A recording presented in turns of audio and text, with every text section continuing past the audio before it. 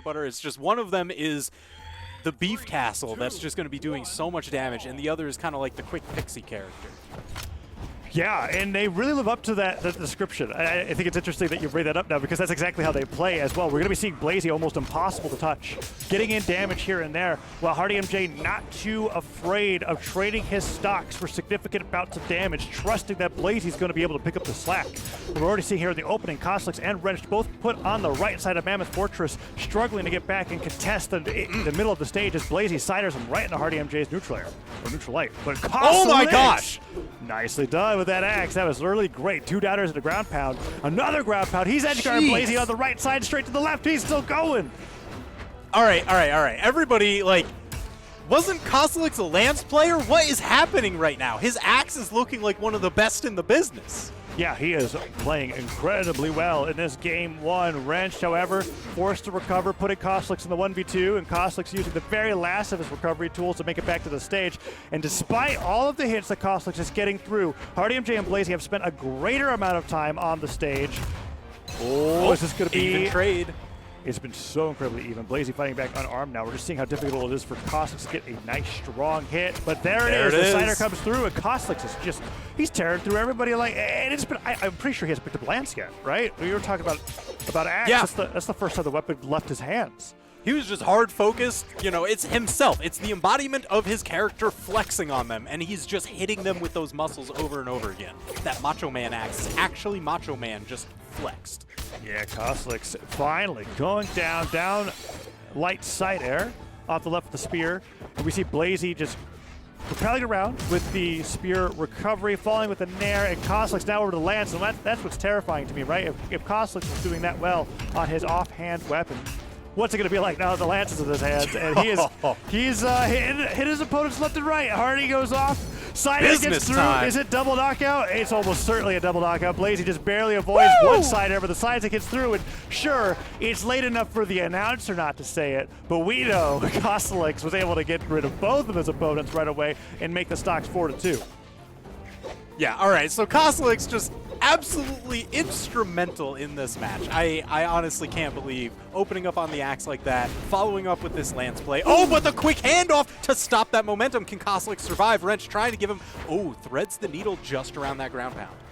Yeah, that was very close and very quick thinking on Cosolix's part to go for the ground pound. He didn't manage to hit it on Hardymj, but he makes it back, and Wrench as well was in position to help Cosolix in case he ran out of jumps. Blaizzy gets the down light, down air recovery, and Wrench goes down shortly afterwards. The blue team evens things up right away. Let's see if they are, let's see what the Red Team's able to do. Wrench and Cosolix have been doing so well so far, but Hardymj is starting to get a lot of meaty hits on to both Cosolix and to Wrench. Blaizzy on the middle of the stage goes for the neutral 6 spike, doesn't quite hit, but doesn't get punished for it, and he goes in with a downlight down air. Chase does a straight down to go for the neutral light reset. He was going for that extra damage, really trying to catch them both off guard. Oh man, now he's dribbling Cosolix. Everybody's in the knockout range. This match is dead even. That's such a crazy read to be able to get that second down air mid-air, but Blaizzy nared away as he tries to recover high while Hardymj goes low, and now Hardymj in a 1v2. Let's see if he can hit one good axe Cider. Cosolix putting out those quick lance recoveries. Too quick to react to, but still powerful in their own right. Wrench nares them to the side, and they're just slowly whittling them away. Cosolix now back on over to the axe. Wrench is picking up a hammer. They've both got something that could surely seal victory. But now it's Wrench versus Hardymj, the 1v1. Can Wrench return the favor from the previous game? Cosolix did so well in their last set, and Wrench with one placed ground pound secures the 2v1. Now is almost lost from them as Hardymj was able to take down Cosolix earlier than he expected. Game 1 goes to the red team. That was way closer at the end than the beginning of this match would have belied. I mean, that was actually kind of crazy. I got to give props to Hardymj and Blaizzy for actually being able to tie up the stocks, tie up the damage without getting hit by anything significant, and bringing it all the way to the 1v1. I mean, yeah, the one marker goes on the board for Wrench and Cosolix, but man, I feel like there's not much momentum going into game number 2. Yeah, it's a tough matchup, like I said, and it looks like it's going to continue being close. Cosolix and Wrench almost certainly opened up with a strong start. Cosolix being able to sweep the team both for both sets of stocks at the beginning. I don't know how to put it. Like when one went down, the other teammate went down as well, right? All the way to the very end where that 1v2 happened, and suddenly Hardymj made it look like it was a doable comeback. So going into game number 2, I didn't see the map we're picking, but Mammoth Fortress makes sense, and here we are as we are going into game 2. Let's see if the results are similar, or if we'll have a very different game on our hands, as all the legends are the same, as well as the stage. You know, I always do kind of like to see this where you just run it back. Stage is the same, legends are the same. The only change is in your gameplay and adaptation. Yes. And it certainly makes it a lot easier on us when it comes to the analytical commentary, right? Because we don't have to really think about too much about, like, okay, what's changed and how could this affect it? It's like, nope, they're running it back because, as we said, it was close. And it was the result of who landed a ground pound first. It's the scientific approach. Change as few variables as possible. Or no variables in this case, I suppose. Well, the variables are the comp. Variables only your gameplay, and right now it's still that damage lead for Cosolix and Wrenched. Yep.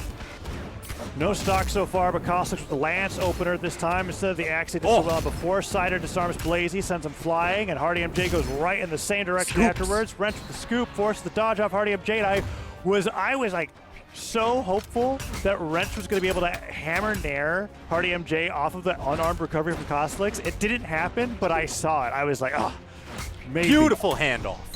Great handoff indeed. And everyone's stocks are gone except for Wrench, who's been playing the stock tank pretty well so far this set. Throws his hammer away on accident. Cosolix picks up the new one, but Wrench ain't down yet, and he is getting that damage in. Blaizzy, recovery, evens things up, and Cosolix just has to avoid the danger of a 1v2 between Hardymj and Blaizzy. Man, Cosolix now trying to find a way to land, but beautiful dodge by Blaizzy, immediately covered by Hardymj. So Cosolix now the most damaged one on the field. You know he's looking for those dodge reads. He wants those Lance 0 deaths, but he hasn't been able to get any of them this set. Oh man, Wrench took a plethora of axe blows there, but Blaizzy with the knockout on the left side, dominating this game, taking out Cosolix, really highlighting how well he plays on the Satori, having credit for all of those knockouts and dominating while on the second stock. Now Wrench getting knocked away from Hardymj and immediately going over to help Blaizzy deal with Cosolix. Oh, look at that! The weapon throw to the side air alley-oop, so much damage. The lead going in the blue team's favor really well so far. Yeah, Blaizzy and Hardymj really starting this leapfrog style. They're getting great coverage for each other, so that way you usually don't even get to tag them before their teammate comes in and makes you just pay for the trouble. Oh man, everyone's going down now. That was such a crazy... Like dominoes. It was such a crazy recovery scenario on the right side of the stage where Wrench dive kicked Blaizzy as they both got hit away by the same side air, and they were both unarmed, jumping to get back to the stage. I think Blaizzy actually had a sword. I digress. The point is that they both barely made it back and then went down anyways. Now Hardymj, the one left with 2 stocks, hit away by the side air. Cosolix just has to do his best not to go down. And man, game 2, just as close as game 1. Oh man, you see Cosolix, such a focused target. Has plenty of options to make it to that bottom corner, even with a little bit of coverage. Whoa, red team kind of making me nervous there with how much they were hovering over the bottom of the stage. Hardymj and Blaizzy had no interest in going down and entertaining them. Spiked? Oh, he's okay, he's okay. And Wrenched even positioned underneath the stage to nair him, but Cosolix makes it back the second he tries to touch the stage. Now Wrench has to navigate between Blaizzy and Hardymj. In a 1v2 that Hardy similarly experienced in the last game, only this time I don't believe anyone on the blue team is a Sair away from death. In fact, I think this game is a lot harder for Wrench as he gets neutralized away. Weapon throw dodge. Perfect dodge. That neutral light, that's gotta close it out. Blaizzy and Hardymj going on the board, tying up the set 1-1. And that means, as you said, 1-1. Where are we going to game number 3? And I'm curious if we're just going to go into Mammoth every single game. When the matches are this close, it oddly benefits both teams, right, to go back. Because they can both say, we just have to play a little bit better.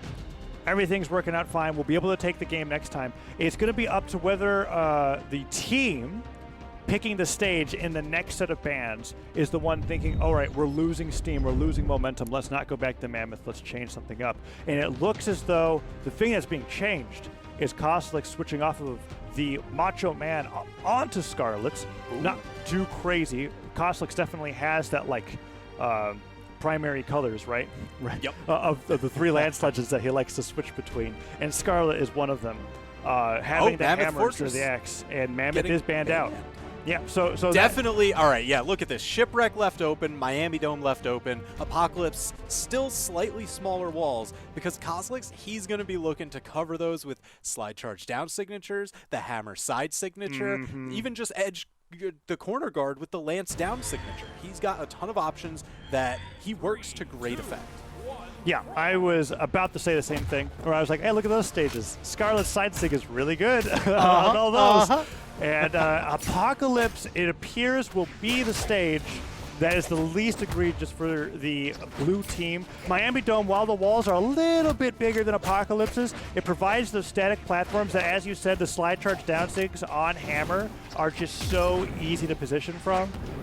So we're seeing a little bit of like the not the worst, not the best, right? We're not going to Shipwreck where Scarlet gets total rainbow. We're not going to Miami Dome either. So here we are on to game number 3, 1-1. Hardymj and Blaizzy trying to get control of the center stage as Cosolix has been doing really well with the lance so far. And some friendly fire gives Cosolix the upper hand. Wrench on the right side. Trying to down you see how far Blaizzy gets knocked by these side airs, and particularly that Scarlet neutral signature. That's just because Scarlet has such a high strength stat. She's going to deal a ton of damage with each hit and a ton of force. So somebody like Hattori that doesn't have the most armor is really going to feel it. Oh, good job by Cosolix. Oh my gosh, Blaizzy Wait, he didn't sniping out, getting the double for that play. That was phenomenal. And Hardy with the projectile support. So let me think. Cosolix got he was side airing when he got hit by the weapon throw. I'm wondering where his dodge was because I thought he just hit an opponent. Either way, we'll look at the replays for it later. Stock's completely evened up. It was a really crazy edge guard scenario for the red team. And a great sider from Hardymj, and now we're evened up. Cosolix stuck in the recovery. Hardymj on the left side of the stage goes over to help Wrenched, and now we are just dead even on damage for everybody except for Blaizzy, who is continuing to get those hits in here and there. Yeah, I mean, that's kind of been the hallmark of Blaizzy's play. It's that Pixie character using Hattori's high speed to just kind of do this hit and run style. And, man, it's been working out this match in particular. Plenty of handoffs, beautiful knockout. Wrench now down to his final stock. Cosolix may be short to follow. There it is. That was such an amazing, like, mental setup there. Hardymj went for the weapon throw upwards to cover any high recovery that Cosolix is going to do. In sync, Blaizzy went over for the ground pound, so he was hitting downwards with the ground pound as the weapon rose up. If Cosolix spent a fraction of a second paying attention to the weapon throw, he wasn't going to be ready for the ground pound. Stock goes away, and Hardymj and Blaizzy are dominating Cosolix on the Scarlet in game number 3. He's almost already going to be gone. One hard-hitting Tarot signature, and that's going to be it. Ground pound misses, Wrenched, fighting back, and Hardymj goes down because they take Blaizzy as well.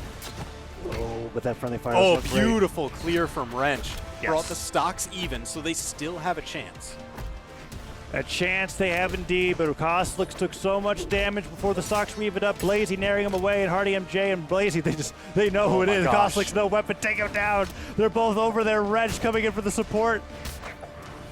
So this is kind of something that we saw in one of their previous sets, where Wrenched was just a hair's breadth away from death, and he was kind of baiting the opponent team to come, and then Cosolix would come clean in behind him. So Wrenched was kind of filling that role, but man, he's taking enough damage now. He's in the orange, left alone. This is going to be tough. Oh, and Blaizzy with the call out. Used the downlight and then the delayed neutral sig afterwards. Definitely not a true combo, but it will catch an opponent sleeping that thinks that they're just going to get hit by the usual D-Light side air or D-Light recovery. Nice finisher by Hardymj. Game number 3 goes over to Blaizzy and Hardymj in a really convincing fashion.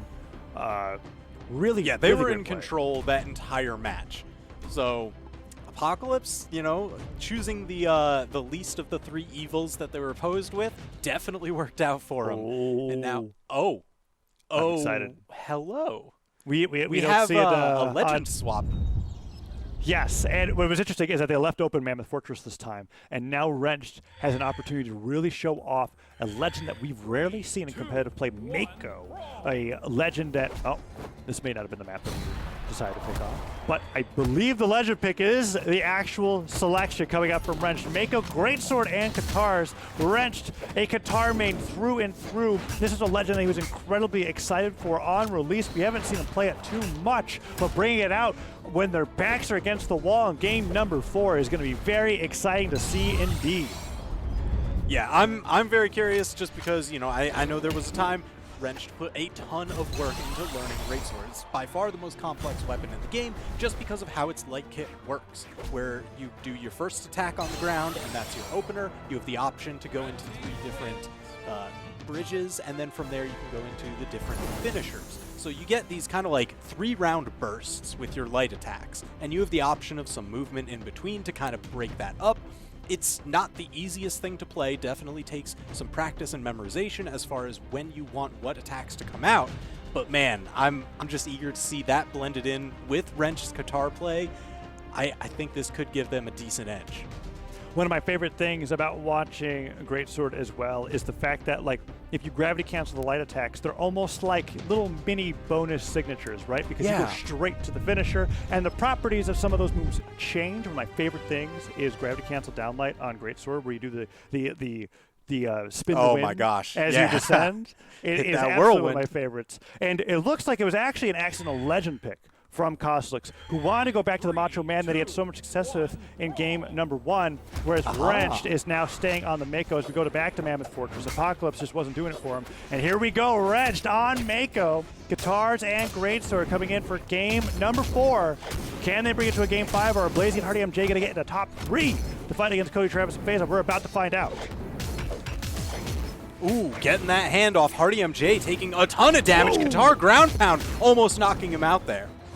Oh, and Wrenched went for the read, dodged in place, wasn't able to get the grab pound as Hammer with the recovery catches him before the move hits. And Wrenched lets Hardymj back out of the stage, but the Greatsword's picked up and he tries to get that recovery. So much power behind that move, but Cosolix finishes it off. The down stage doesn't catch Blaizzy in the middle of the air as Wrenched with Mako falls that down air.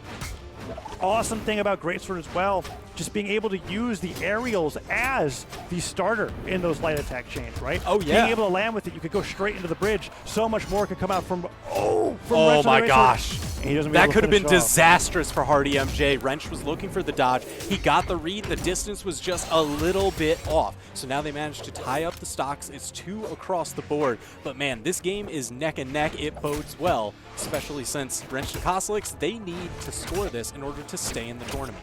Wrench is really looking alive on the Katars with Mako as well. Before with Sentinel, I felt like he was playing a much more defensive approach, but at this game, it looks so reckless that it's actually benefiting the team because he's been doing so many of these crazy offstage exchanges, even trying to unarmed ground pound a Hammer player. We see him with the recovery onto Hardymj, and he immediately just goes back and looks to see who he can hunt down. Oh, and he dodges the downlight from Blaizzy. Hardymj fighting back against Cosolix, goes to the sides, and he gets sided straight into the wall. Can Wrench get it? Oh, I thought he was going to stare him for sure. Slap. He does. He just stares him so delayed that neither of us expected it. And Hardymj goes down to the right. And by us, I mean me and Hardymj. Maybe you did, TWK. No, he Man. caught me too. Like, that slap was beautiful. It was definitely like a jump and a half later than I expected, and I guess that just applied to everybody else in the game. And now the red team is in the lead for the first time in a while, and Cosolix is popping off on the lands. He gets scooped away, but that's not the stock just yet, and he saves Wrench from what could have been doom from Blaizzy hitting that downlight, but the side stick will finish off the stock, and now Cosolix just has to survive long enough to get a weapon, and he fails at that mission. It is now tenuously in the blue team's lead. And it's gone. It's gone. Yep, that's just like technically if we look at the numbers, they were in the lead, but now Hardymj with the most damage is at risk of putting Blaizzy into a 2v1 scenario. Let's see what they can do as Wrench is looking for that neutralite opener. Can't quite get it to connect, and Blaizzy gets a team combo on the Cosolix. Look at all that damage. Oh, Cosolix finally fights back, but at what cost? So much health is gone, and Hardymj with a dodge at the opener from Wrench. Wrench just can't get any of these light attacks to connect. Yeah, he's trying to get some of them going. He had that one string, and I love seeing Cosolix backdash consistently to stay ahead of it because it let him follow up with that, you know, just a Lance neutral air. I'm sure they would love for it to be more, but at least it was something. Oh man, Cosolix gets Dial Insidered away. Oh no! The grab pound knocks Cosolix to the wall. The down air finishes the job. Wrench already used his recovery, but he Siders Blaizzy to the wall, and the grab pound takes the stock. Wrenched with Mako in a 1v2 against Hardymj for game number 4. If Wrench loses this, they're out of the tournament, but he recovers Hardy away from the gravity cancel neutral sig. Weapon picked up, and now Hardymj without a stock and wrenched. You could hear the Jaws theme playing as he goes across the stage to the side sig and down with the great sword. Puts it the down sig. Doesn't catch anything from Hardy, and he picks up the axe, but the recovery hits. Not enough power on the weapon to be able to finish the stock of the downer. Misses, no dodge for Wrenched, and the Cider goes through. Oh, they're both just barely whipping finishers. Oh my gosh! That's it. Hardy with the hard read. Hits him with the Cider after 2 jumps. Wrenched, expecting the nair after the sideline, but that's not what Hardymj gave him from that last hit. And the game goes in favor of Hardymj and Blaizzy, 3-1 over Wrenched and Cosolix. Man, oh, what a tense finish. I mean, I thought we were going to go to game 5. Wrench certainly looked like he was hunting just that shark in the water, but Hardymj is like, no, we don't need a bigger bull. We got the right bull right here. Look at that sidelight into the double jump nair. Who in their right mind would do that, right? Like any axe player gets a sidelight, they're like, okay, nothing's true out of sidelight. I gotta go for the free damage, hit the nair afterwards. But Hardymj, multiple times over the set, would hit a move that would naturally lead into something else, and instead of using that natural option, jumps again, catches opponent off guard, and gets that